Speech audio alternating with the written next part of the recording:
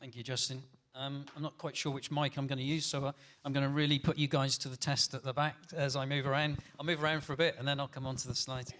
I'd just like to start by thanking Gary and Justin, and I know there'll be some other names, but you can't thank these guys enough for putting the effort they put into. I understand your, sleepless waking moments thinking what else needs to be done, so thank you very, very much for going through that pain for the rest of us. Yeah, right. I will try and operate these slides. That should be, there we go. That's good. That's me. Little bit of background. The reason I'm going to give you some background on me is because it is now just after 10 o'clock. Is that clock right at the back? Yeah. And if you take in questions and answers, you've got me till 20 past 11. So I'm going to really speak very slowly. No. I can tell you a little bit about me because we've got enough time, and I'm also going to leave a lot of time for questions and answers, because I do find with Growing in Britain, there's often more questions than answers that can be got across from a slideshow, for instance. So do please ask. Don't go away without getting the answers that you need. I'm a forester, first and foremost. As Justin alluded to, probably done a bit of a portfolio career, but my first career was with the MOD when I became the head of profession eventually. I was looking after places like Stanford Training Area, which aren't a million miles away from here. Colchester and Waterbeach are very familiar places to me. And then moved in to become a regional director for DEFRA in the old English government offices, which had a good run for a while. And then somebody came along and said, don't want those anymore, don't want regions. So I worked very closely with, as Justin said, Corridors of Power. It was quite useful. During all that period, I kept in touch with the sector, working with TGUK originally, TGA, FTA, and now COMFOR, where I run the Southeast region, but I also am Strategic Projects Director for COMFOR. Now, I left when the government offices were closed. I decided to leave government, and so do a number of different things now. And it's quite useful for Growing in Britain that I have a bit of a portfolio because I'm on the Society for the Environment's Council. I'm on Dieter Helm's Natural Capital Committee. I'm strategic, so that's sort of one, if you like, the environmental sector. I work and support strategically wildlife trusts, and I am also director of COMFOR, Confederation of Forest Industries. And I'm a chartered environmentalist, chartered forester, chartered land agent. And actually, the reason I do that is not to show off or anything, it's just to show that actually when you go in to have conversations with people to change their policies, to join things up, to make things work across the piece, that's actually quite valuable. And Growing in Britain it's more than just the forestry sector. It really is more than just the forestry sector, as you'll see from what we're going to talk about. And it enables the sector, the things, and the heart of what you guys do and what you're interested in, the heart that we have for this, the passion we have for what we do. Let's face it, doesn't always translate to people changing their decisions in the corridors of power. It needs sometimes more than that. We need to talk their language. We need to understand their passions, what drives them. So I think that's probably useful. That's enough about me. Can we switch this? Thanks. Thanks, Gary. So, as Justin said, this sort of background to Growing in Britain started from the sell-off of the proposed sell-off of the forests.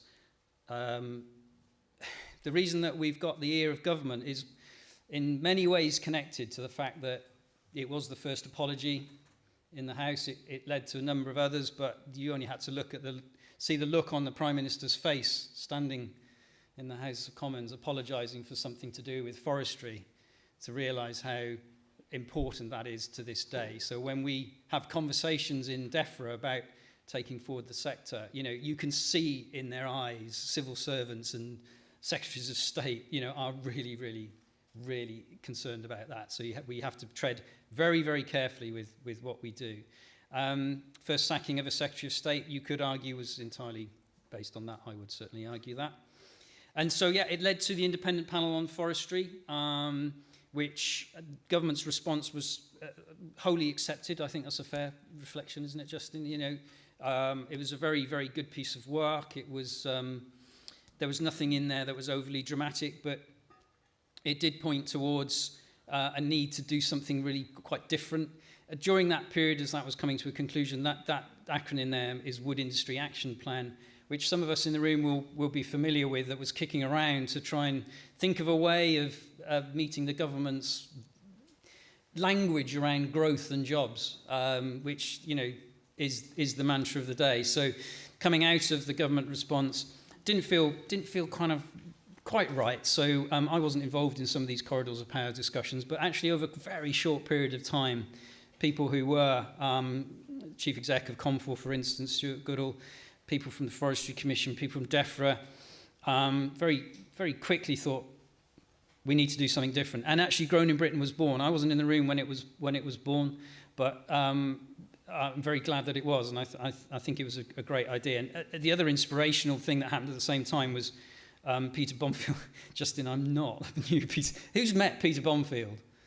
Who's seen him in action? A few people? Yeah, a few people on the steering group. So, okay, so most of you haven't. Well, you can tell the ones who have, because, you know, they look about 10 years older than they really are, because the guy is very dynamic, demands a huge amount, runs BRE and ran a huge element of the Olympics. But he opens doors, he opened huge amounts of doors, and is very inspirational. And so I think in terms of phasing, it's useful to move on from that, because you can't do that forever. And he's led a steering group and a lot of people to get to where we are now.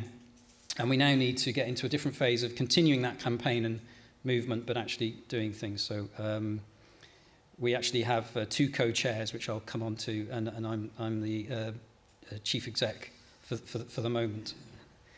And we launched our report, Growing in Britain report, very recently, really, October the 15th. If you look at Growing in Britain March and you look at the launch of the report in October, and bearing in mind there was a summer in the middle of that as well, it really has been a very short space of time. So, and the only reason that we can say it was very successful in a short space of time is because of everybody bought in. You know, it was there were challenges, people challenged, and there's still challenge.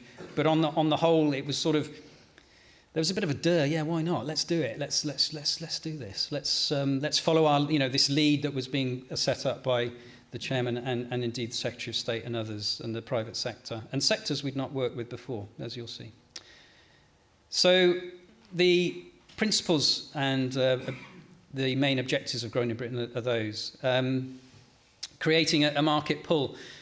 We've often talked in our sector about supply. We talk about woods, and we talk about, what goes out of the gate, and we might talk about haulage costs and diesel, and occasionally we might visit a sawmill. And then at the weekend we'll go and buy something from B&Q, and even people in the industry, and even me, may not actually make that connection. So we very much focused on the other end, and just went ridiculously to the other end. So the chairman of Kingfisher, the chief executive of M&S, the chairman of all these big pool companies, the contractors and the builders and the house builders, to just really pull the market and see what they said. Peter Bomfield was very confident that we would get through doors. I think those of us around thought, cool, that's a bit scary. Wonder if are they going to dismiss us? Actually, they were just such the opposite. Very welcoming. Really wanted to know what we had to say. We were meeting a good time for them, and to go with that, we identified the need for a private sector funding. It was clearly the reliance on government public funding was a little bit of hope that was drifting away because of the international and national situation. So looking at private sector funding that supports what we need to do. And then this, I won't do too much about wood culture. Alistair, in particular, you're focusing on wood culture, I think, later, aren't you? So you'll pick up from Alistair Yeomans later a lot about the wood culture, and you just cannot underestimate how important the wood culture is. And you may, well, what is that? What is the wood culture? Because you wouldn't be here today if you didn't know what wood culture was, because you are wood culture. But there's a lot of people out, the rest of the population, if you like, they may not make those connections, but they do make it to food. So if for me, there's people make that connection to where they get their food from. So Growing in Britain is a lot like Red Tractor in many respects, actually. So if you know about Red Tractor, which a lot of people do, so when I'm talking to me mum or something says, oh, what do you do? Oh, I do red tractor for woods. Oh, do you? Oh, I get that. That's it. We kind of move on from there and talk about the dog. But so in terms of who's been doing it, it's actually been a very small, light bureaucracy type approach, very, very empowerment, and very, very little paper, very few meetings, hell of a lot of JFDI. And the Forestry Commission, CON4, DEFRA and BRE have effectively been the steering group through 2 members of staff, if you like, from those organisations. And now it's moved to an executive board, which has met once about, Steve, 10 days ago, in Bristol, and includes Woodshaw, who are a lot of what I'll come on to about grown in Britain is around assurance that it is grown in Britain. There's no point selling something grown somewhere else, badging it grown in Britain, saying it's grown in Britain, and when it's not. So, and you can't just say, oh, I know where it came from. And that just doesn't wash anymore if you're talking to the M&Ss, etc. So, and they're also backing, Woodshaw are also supporting the grown in Britain through its next phase as well. So. Those are the people sort of sit in darkened rooms looking at business plans at the moment. But that wide range of partners at the bottom, you just cannot underestimate how important those people. There's many people in this room, totally instrumental, and that we're still working on detail around how we can deliver this, and are going to deliver it. That's so sorry about the slide, not quite working there. So just a bit of context. We've got to learn some new language, I think, for forestry. I'm not used to standing in front of a slide saying forestry is one of the few industries in the UK that's growing. I mean, that's not something I'm used to saying, but it is. And it's very difficult to pick up the phone and speak to somebody in a big softwood sawmill at the moment because they're trying to lay on another shift. So, and if you look at the indices of investment that come out of UPM and Savills, etc., it's all on an upward curve. But there's huge potential to do more. You know, there's more. We could do much more innovation. Timber we get from abroad. You know, softwood, hardwood doesn't really matter. People do things with it that we don't. Engineered wood, for instance. So we could do a lot more with what we do produce. And we also don't produce as much as we could because of the undermanaged woodlands. So there's a lot we could do there. And there's also the context of the diseases, which are not insignificant in terms of raising the profile and opening doors for us. And to be unfair to government, they've had a few strategies which haven't really worked over the years. And so, again, a bit of an open door and a hiatus and a void that Grown in Britain can help to fill. Financial sustainability, very key. I think the country's got aware about the security issues of food and energy, and so it's easy to talk about, it's not security of wood because we import far more than we produce, but we could produce so much more. So again, the issues of being secure in the raw materials we need to function as a nation is also a bit of context for us. And as an industry and as a sector, it's time for us to take a bit more responsibility. We've been a bit reliant on other people giving us handouts, haven't we? Let's face it. Now, you know, think about the agricultural industry. Maybe there are sectors that can't afford and can't do anything other than be reliant on subsidy. But it seems right that we should take much more responsibility. So all in all, the time is right, and we could probably bring in some other things as well, as I'll come on to. And this is one of them. There's been a lot of this going on recently, and it used to be a bit like the Reliant Robin. We used to be a bit apologetic about British-made stuff, British, you know, and this sort of fancy car on the right. Mind you, looking at that logo and what's happened up there, that's a result of translation from Apple to something else. So we don't always get it right. That's my fault. So it's no longer, you know, necessarily an object of derision. There's an FT quote there. Hopefully you can read those from the back, but I'll read one out just in case you can't. UK products are on the rise, with Made in Britain a badge of quality that draws the eye of wealthy consumers. So interesting times to be. This is new stuff, I feel. And it's interesting that in my lifetime, the flag wasn't something we would necessarily talk about. Sorry if you can't hear me, but I'll shout. When we put logos and the single tree, there's a few badges at the back which I'll put out at lunchtime. Not enough for everybody, so you'll just have to be violent to get one if you really want one. But when we went into the Secretary of State's office with the sort of badge and the logo, we weren't quite sure what the reaction would be. But it was kind of, there wasn't one. There was no, and we talked about it afterwards, saying, well, what was that all about then? Well, is there not a problem with this? We talked to DEFRA, is there not a problem with this? Is there not promoting something that's British when we're part of the EU? Absolutely not. It's just not even been an issue at all whatsoever. It's been our own internal concern.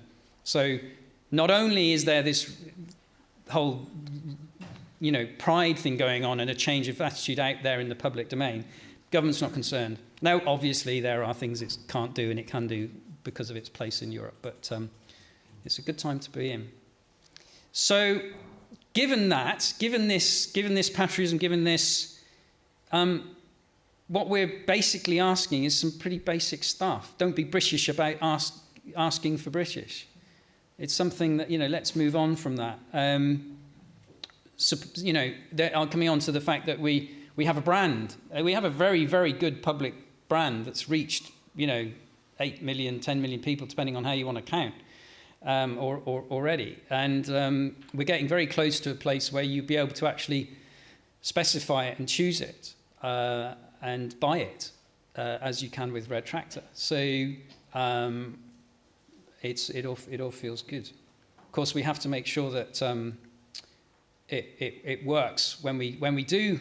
It's fancy. When we do that, we need to get it right. So as I will talk about later, we need to be very robust with the way that we work behind the brand. If you look at Red Tractor, it's based on beef, lamb, etc. assurance systems that obviously you're putting food into your children's stomachs, so it has to be absolutely right.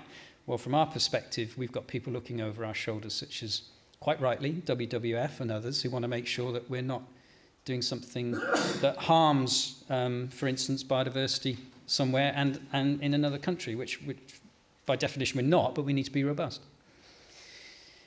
It feels to me, with all of that story, that backstory, like a game changer. It more than feels like that, because that's what other people say. It's quite scary, actually. Mike Seville said something sort of light-hearted to me just this morning. Well, now it's that Growing Britain's going to do that. And there was David Sulman wrote something in one of the trade journals recently, which said great expectations. And there is a huge amount of expectation for Growing in Britain. I obviously, in my position, want to temper that. But actually it's very difficult to, because it is game-changing, because everybody's listening and everybody wants to hear. So I don't think we can duck, and there's no intention to duck the fact that it's changing the game. And we have already changed some games.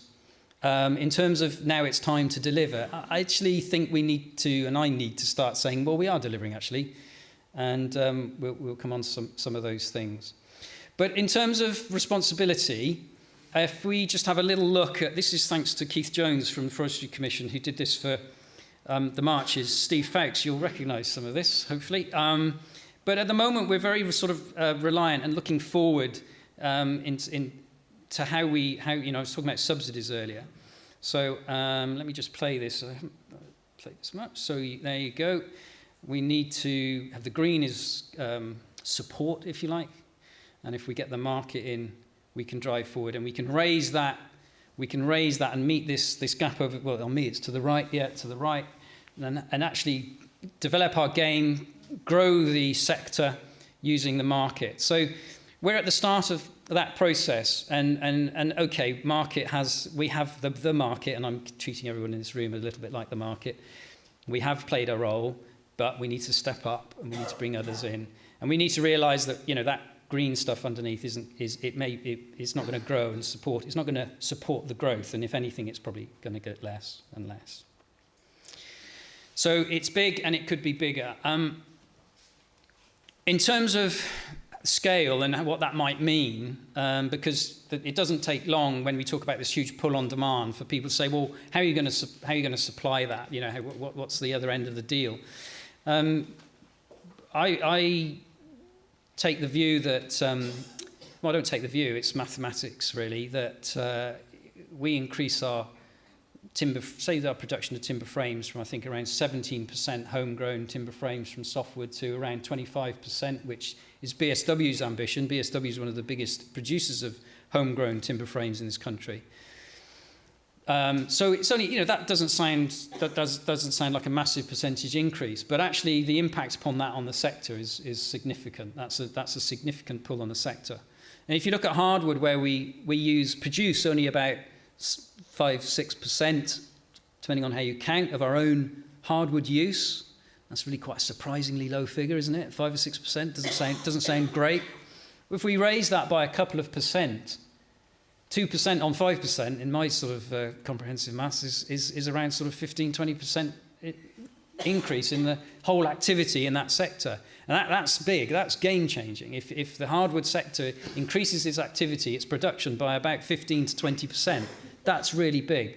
Okay, so we're not looking to, it's not about, you know, just British, it's about wood, but it's just, you know, making sure we can increase by a couple of percent, which has that exponential compound difference upon everything we do.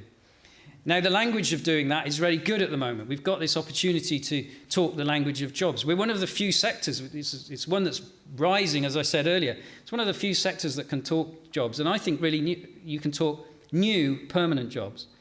So we've done a few calculations. We're looking at this. We want to improve upon this and publish something quite clear that people can use, can finesse locally, but can say, yeah, this is pretty strong, pretty well based, that if you do this, you'll get this number of jobs. So if you look at DEC's own figures on the work they've been doing around wood fuel, then they estimate, no, they don't estimate, they come up with the conclusion that around 2,000 cubic meters equals a job. And various other groups have done some work, including the Woodland Enterprise Zone in the Marches, the work being done in the southeast of England on wood fuel, where actually that comes down to 1,000 cubic meters or less. So for instance, figures I got into one of the local enterprise partnership strategic growth plans recently was around 1,000 cubic meters of wood fuel equals a job. And you can also take those same figures and produce a hectareage that goes with that, around 500. Again, you could make that slightly bigger, depending on where you are. You could make it slightly smaller. But these are the sort of figures that are really helpful because they're fairly simple. They're quite. If you're in a local enterprise partnership, you wouldn't necessarily even understand what that means. Even those 2 bullet points, you might need to translate those. But if you start getting more complicated than that, you start to lose them. You need the evidence behind it. But my view is that that's where we should start to talk. So we're working hard in Great Britain to give you the tools to be able to have these discussions. We're certainly using these arguments as much as we possibly can. What else are we doing? So, as you can tell from that last slide, you know, we're doing things that we think will be helpful, things that others can use. We're like acting as a broker and a coalescer and giving cohesion and filling gaps and breaking down barriers and all these sorts of cliches. But actually, it's true. We're already doing it. Aligning activity. We're able to channel things through. The Secretary of State, for instance, if it is an important client for us, and he poked me in the chest, and as many saw at the House of Lords launch, and said, "I want you to report back how well you're doing very, very quickly, and I want you to do it as soon." You know, there was real keenness that we do that. So. We have that, so we do want to engage as wide as possible. We want to add momentum to the momentum we've already created. Now that may seem impossible, but actually momentum can be read many ways. We've had huge campaigning and initiative, movement type momentum, and that will continue because hopefully everybody's doing that all the time when the not just in the sort of back office. But we're adding momentum through things we're doing, business to business things, getting a building contractor to work with a sawmill to get a new product that they currently import, but putting it into a project, trialing it, and then looking at their BIM specifications in order that the person who doesn't understand Grown in Britain in their dark office in Wilmot Dixon or somewhere, when he presses a button on his computer, the thing called BIM, which is the software that drives it, also buys that bit of British thing. So you add momentum in many different ways. Sometimes it's very visible and sometimes it's very hidden, but it doesn't mean it's less important. And we can give focus to things. As I said, that's a very focused thing, harness all the energy, etc., etc. We do need your help, though, because you know, it's an organisation that's no longer funded by government. We had some initial sort of funding, and now it's about funding. I'm not after your money. I'm just saying that we need your help to deliver, because we're not an organisation that can just do it from a sort of big corporate entity. It's absolutely the opposite of that. So let's just focus on a couple of things. The demand. I pointed to the UK Contractors Group. The UK Contractors Group is made up of people like this, and they agreed a preference statement for British timber. And you say that quickly and it feels, oh, that's good, that's great. But their buying power is something at the moment like £20 billion. That's not purely on timber. But if you think what contractors, do you think what Skanska build, you see where these signs are as you walk around towns and cities and anywhere. The amount of, the percentage of wood that's in those constructs. And you think they have a preference for buying British if they can. All things being equal, not at the cost of cost and not at the cost of quality, etc., etc. So huge, huge bit of support.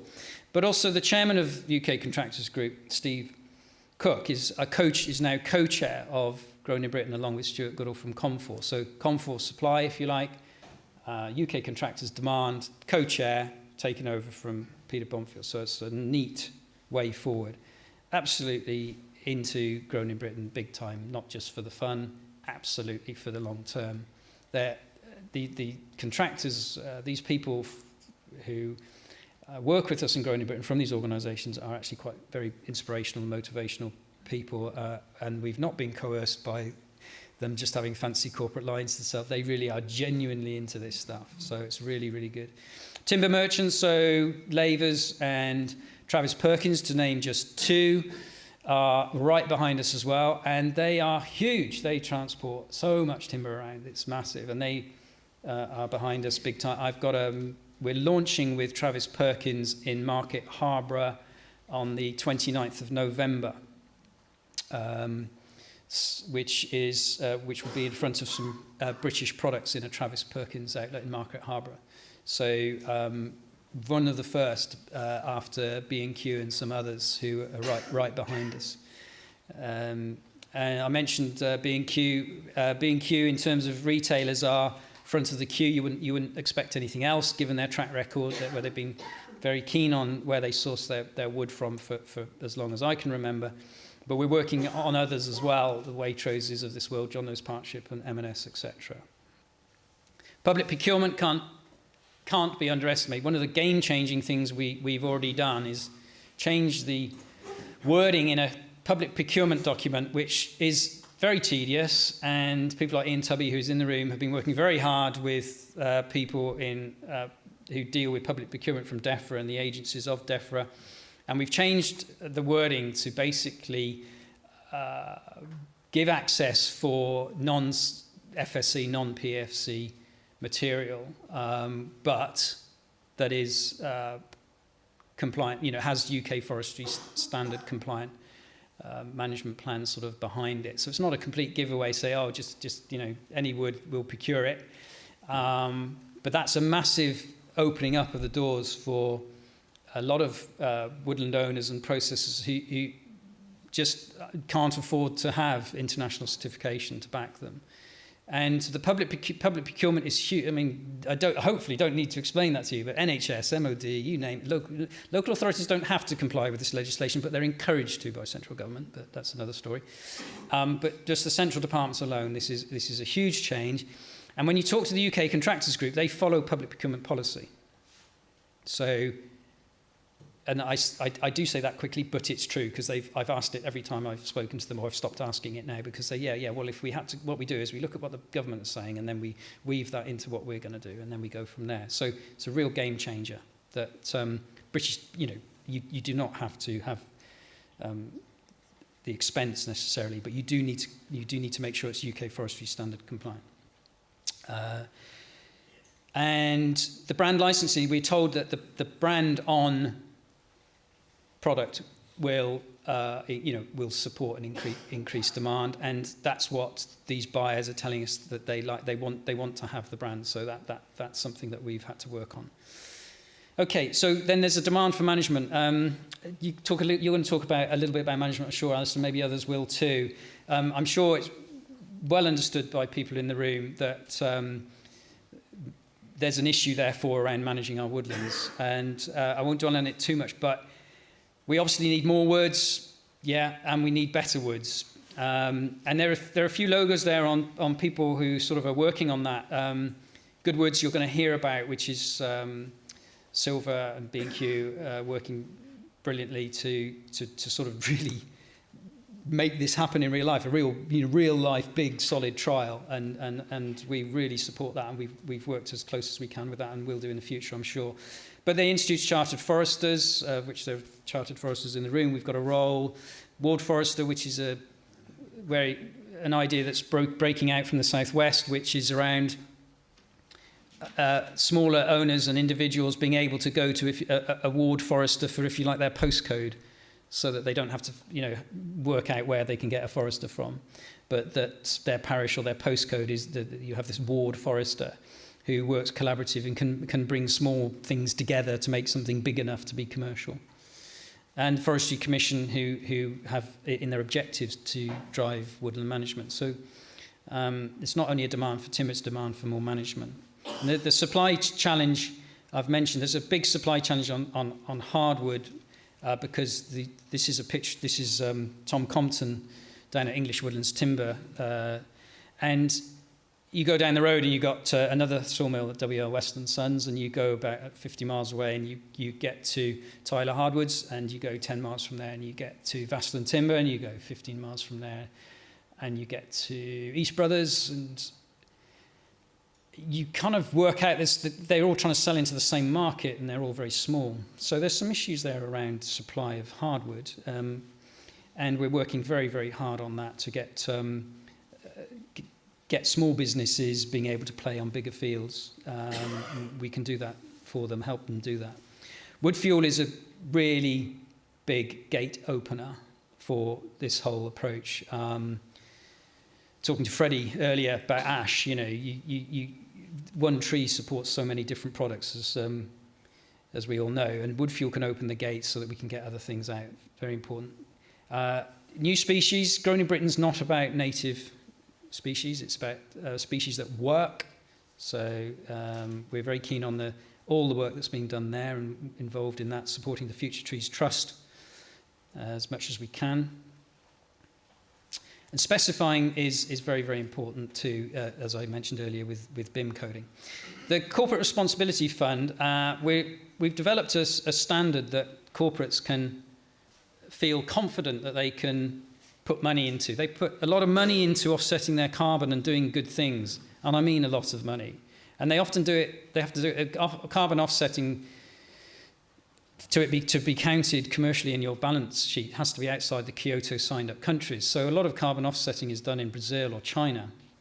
Hundreds of thousands, if not millions of pounds from some organisations. And the Woodland Carbon Code that's applicable now, that's been developed by the Forestry Commission and others in this country, is just about, is brilliant. It's absolutely brilliant. But because of the Kyoto, you can't necessarily count it. So a lot of pressure is being put on government to do that. But we're getting a lot of headway with corporates who feel that, you know what, we'll rise above that and we'll invest in woodlands in this country. And there's a couple of conversations going on now, real projects on the ground. So things are looking good. I have to say that fund's not in place. There's not an account with 10 million quid in it that's been given to us by big corporates. It's proving there's a lot of tricky things to get through with that, as you can imagine. Lots of T's to cross and I's to dot, etc. But we are, I think that's going to work very well, but we're going to do some trials sooner rather than later. I won't dwell on the culture, leave that to Alistair, but I'll just say a little bit about social media. Growing in Britain's been, for many of us, an eye-opener onto the world of social media, but it's been tremendous just how many people we've connected to, and Growing in Britain has been about people. So, it's absolutely fantastic. Save Our Woods campaign. All the people who marched on London, they've linked in with us tremendously well, and so you've got the industry way over here and big corporates, and then you've got people who, Hen who lives in a yurt on Exmoor or somewhere, connecting, and everybody's absolutely behind it. So it's a very good place to be, actually, when you've got that complete support. And Alistair will go on the reasons why wood culture is so important. Alistair will cover. So what have we done across government, lifting it back up to that strategic level from the yurt on Exmoor? Well, we've done the public procurement with Francis Maud, and we're learning outside the classroom and the Forest Education Network and schools. We've done a lot with Gove, with the NHS, and constantly with Biz. And Patterson feels like part of the team. If you've heard Peter Bomfield talk, he would come into the meeting having met another minister saying, guess what, he's on the team. And that's the way he would approach things. Actually, this guy is on the team. That's the report. You can see it online. We've run out. That's what it looks like. And do have a look at it. Do have a look at it online. So that you can see what it says. Okay, so that's about the connections. Yeah, it's interesting. This sort of reflects on something I've already said already, but these sort of the depths of what we go into on CO2 and FSC and all these things, and then the simplicity of how people connect to woodlands sort of sums up the range of what we're doing in Growing in Britain. And that's a reflection of that support I was talking about. This is from the website, and if you want to connect to us and you want to make links, then do please go onto the website and go through the info box and send in your links. But you can see from these people how well it's cut across, and we intend to take full advantage of this.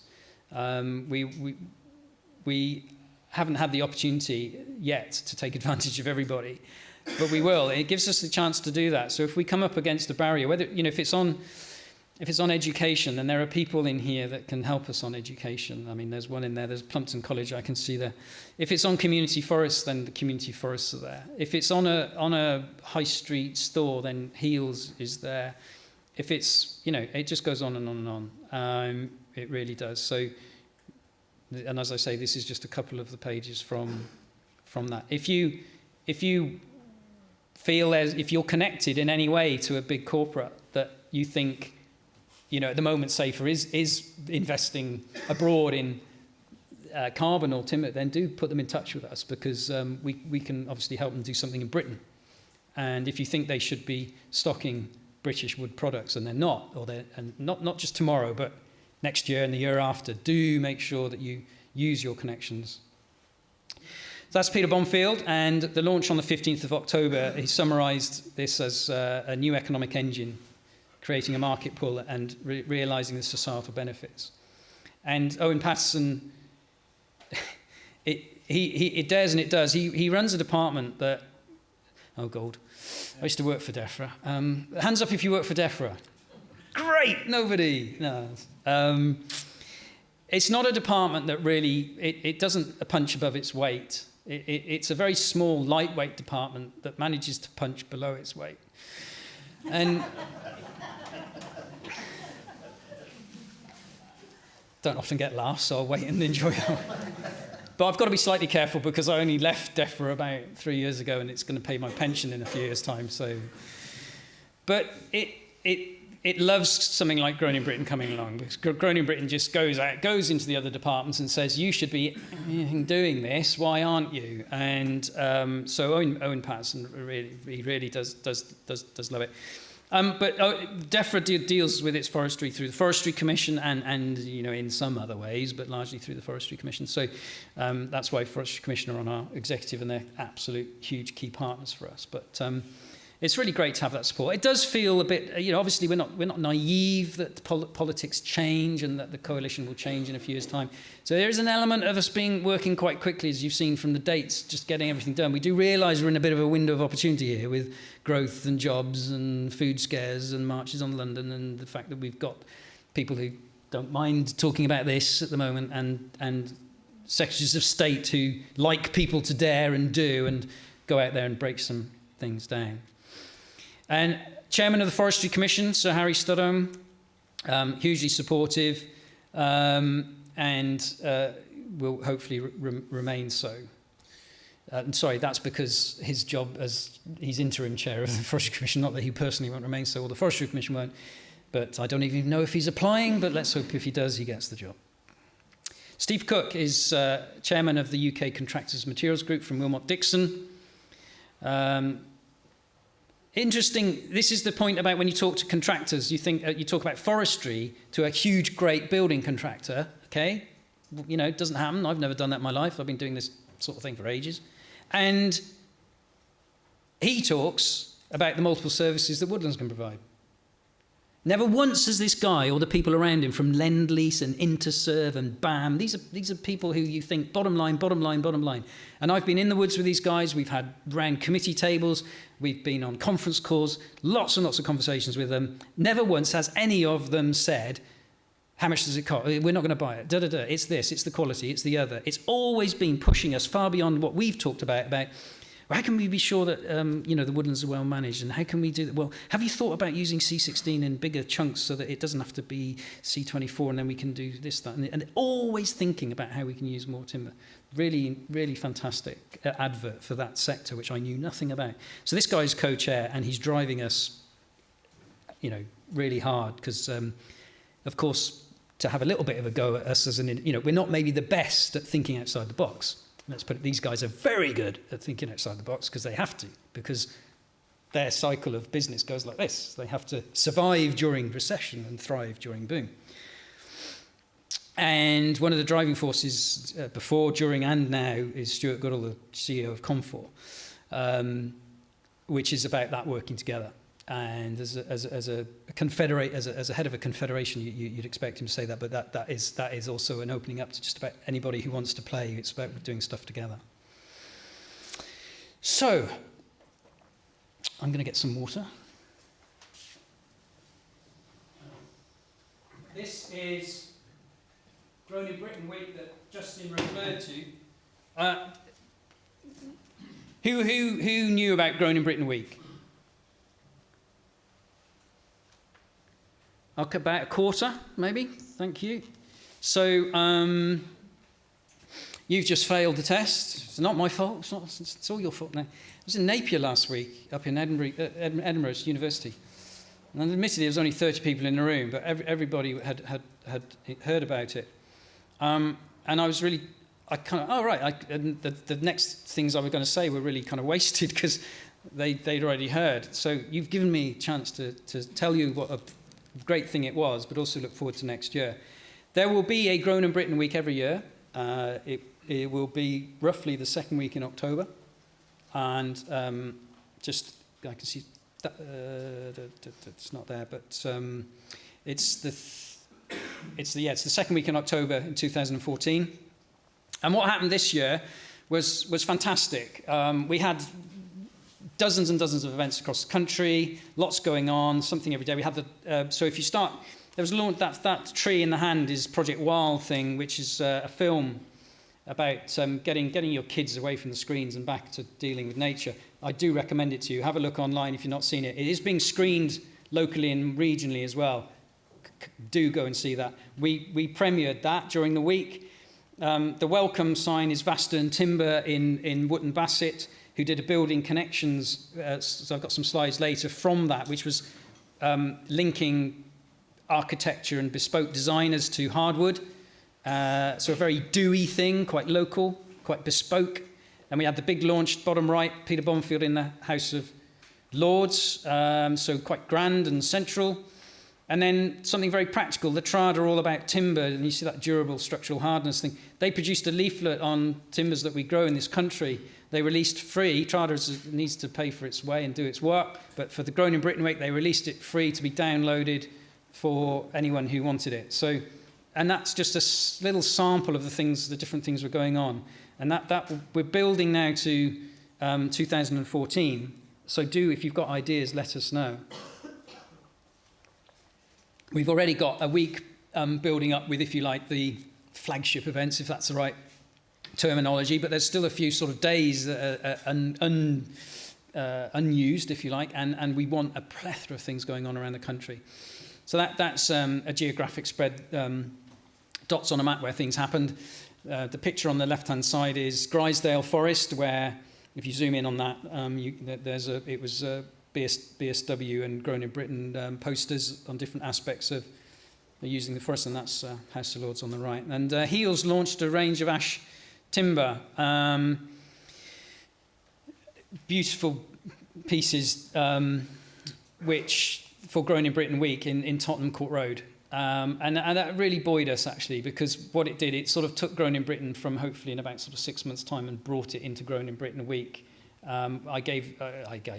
We gave them a provisional license to use the sort of logo connected with timber but not stamped on it, because we hadn't done our robust assurance on that particular wood chain. Actually, we did. We found out where it went, and if you look at the film in that YouTube link, you can actually, if you've not seen it, it's a fantastic film on where the tree was felled, how it was sawn, how it was turned in by designers into a piece of furniture, and then into the Tottenham Court Road. So I do promote that YouTube link. Unfortunately, I can't play it because of internet access here, but do that. And so looking at those, you've got Peter Bonfield at the back. Dan Rogerson, he didn't know he'd got the forestry portfolio then. This was one day into his job, after that rather odd reshuffle. So, because our forestry minister, who'd been backing us all the way, was sacked the week before Grown in Britain Week. But Dan came in and did that. And then got Will Hobhouse towards me, who's the chairman of Heels, Sean Sutcliffe from Benchmark Designers, James Tyler from Tyler Hardwoods, and then Andy Poor, who's a brilliant continuous cover forest person who manages the forest on Cranbourne Estate. So they are also the people in that wood chain for that piece of wood. So the people and the wood and the material and the story and the Tottenham Court Road and the big Heels, it's all connected, all very, very connected. So there you are. I knew I had it somewhere. That's next year. Next year.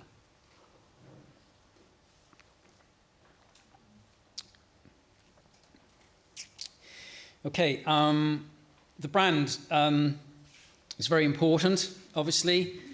Sorry about the brand not working there on the slide. I like that. It's ironic. That's 'cause protecting it.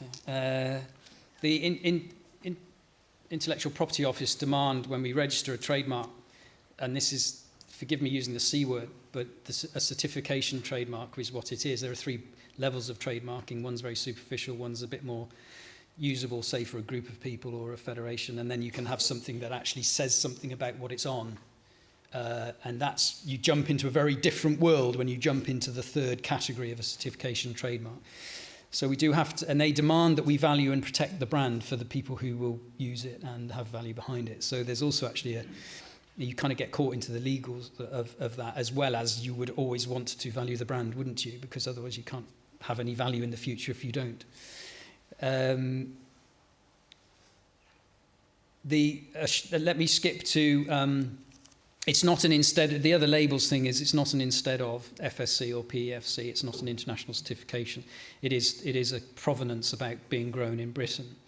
And we're working on an assurance standard that's just about there now, which will make this robust. And you can have on-product, the idea is to have an on-product brand so that you have something on like this piece of wood and it's got a Grown in Britain label on it, or on the label that it was packaged with, or underneath, or wherever. And that product was Grown in Britain. Or you can be a supporter, so you might be, a community forest, for instance, might want to brand itself up, and we have several community foresters who do want to be branded up as grown, and they can be a non-on-product license holder. So we're hoping to be, all things to all men, but making sure that we're robust where we need to be and inclusive. This is work going on behind the scenes to get everything absolutely right. My ambition is we haven't had the final sign-off from the IPO yet. We had a little legal challenge we had to get through around someone else's trademark. But we are nearly there, and I'm hoping we can assure and give licenses in the new year. So that's much the ambition. And I'm sure you might questions about the business plan. I mean, I hope you can't read that, because members of the executive would say, "What are you putting that up on the screen for?" Because that's not been fully signed off. But last week we met for the first time as an executive, or week before last, and that is from a spreadsheet, so it's not sort of scanned very well, but that's good too, so you can't also read it. But let me just pick out a few highlights of what we're planning to do, as long as you don't hold me to all of these just yet, because but they were pretty well agreed. I just need to finesse it a little bit. So you're getting real work in practice here. Over the next sort of 3 years, we want 30 building contractors to sign up to the statement, not just the 20 that we have at the moment. So it's a bit greedy, really. We've got 20 with £20 billion, and we want 30 with, But that's the ambition, is that they sign up. And we're told from that sector that is achievable. It wouldn't be in there if it wasn't achievable. We want to do the industry shows like Timber Expo and EcoBuild. So if you're involved in Timber Expo and EcoBuild and you want to collaborate, or I've got a meeting with Timber Expo next week, and one of the things I'm going to be talking about there is an area where smaller people who can't afford to go to Timber Expo on their own, maybe we might just share some space. And we'll also run technical seminars around Grown in Britain as well, and bring in some experts. And the same sort of thing of EcoBuild, but we haven't really finessed that. So any help you want to take or give, then do let us know.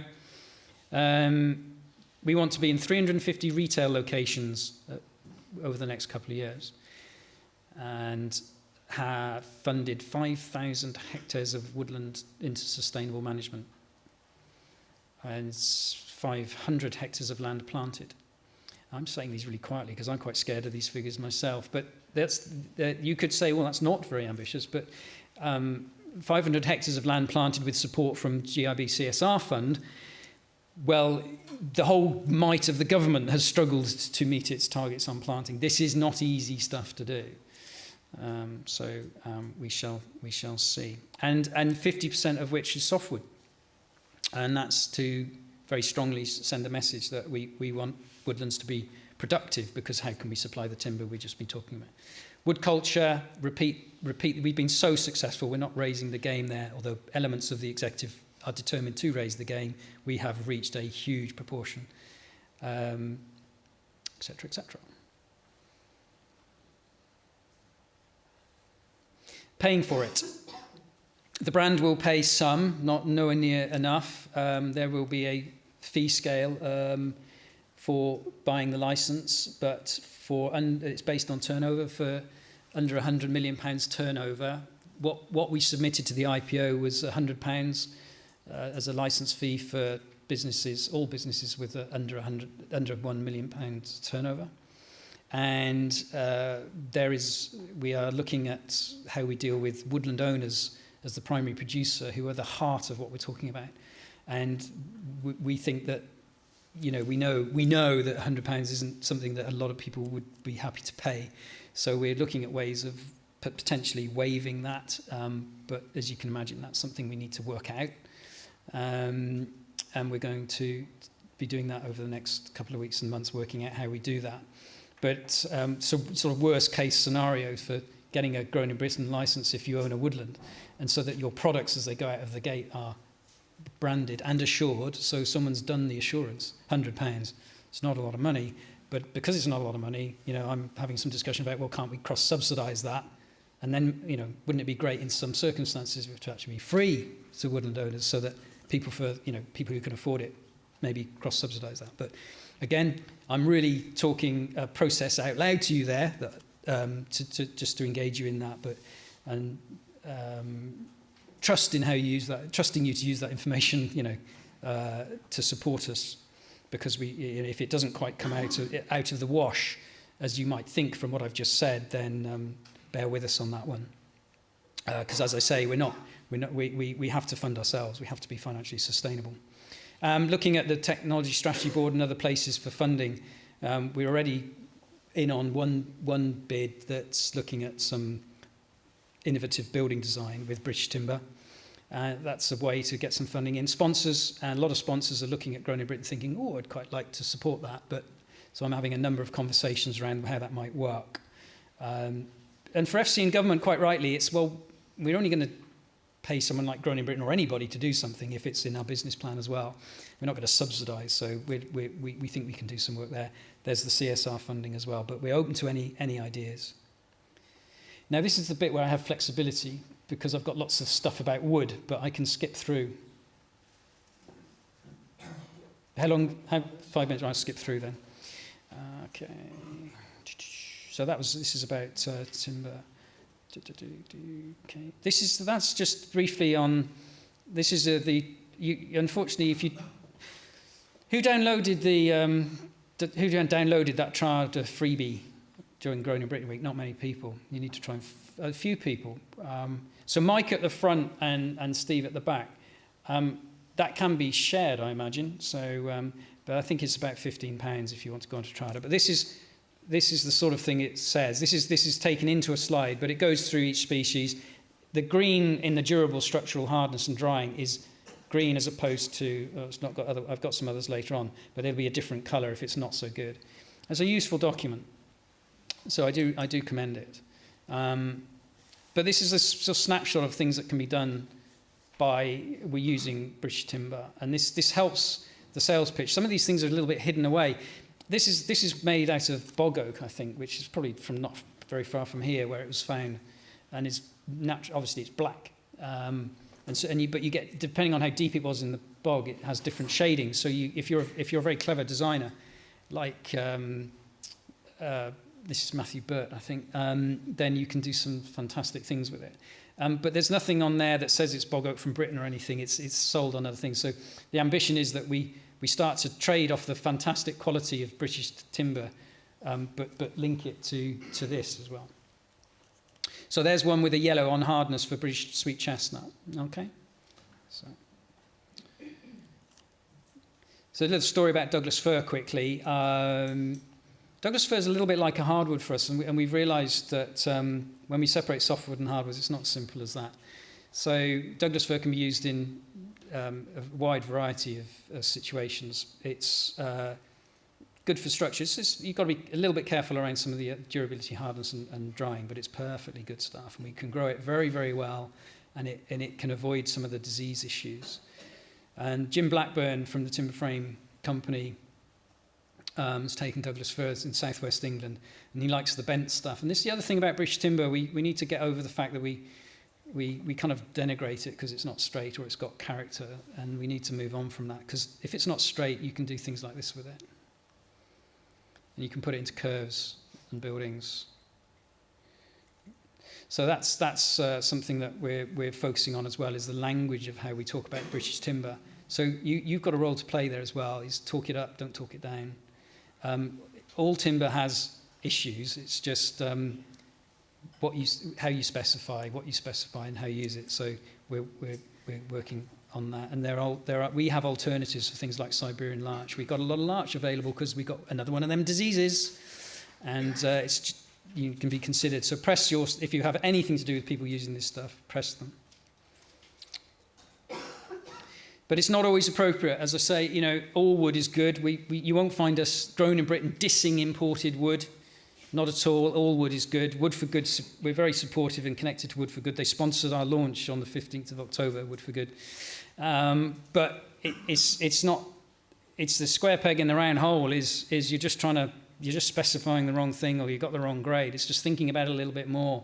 It's not that it's not Canadian or British. It's that conversation you need to have as well. So we do need to think a bit more about it. that's you don't need to. You understand this in this room, I'm sure. But actually, it's amazing how many conversations we have to have with people about the fact that by managing a woodland, raising the demand for products, you get better quality woodland, but you get these spin-offs of access and health and habit vitality, etc. We still have to repeat that conversation. It cannot, it kind of frustrates me that we still have to do this, but we do because we need to influence people who don't necessarily understand. The most frustrating thing is having conversations within the sector about this. But there you go. Maybe that's just me. And I am standing at a pulpit. We have this huge opportunity. We have this window of opportunity to make the most of something that we can sustain, to, as I say, breathe new life into our woodland economy. So do get behind us and be part of the solution.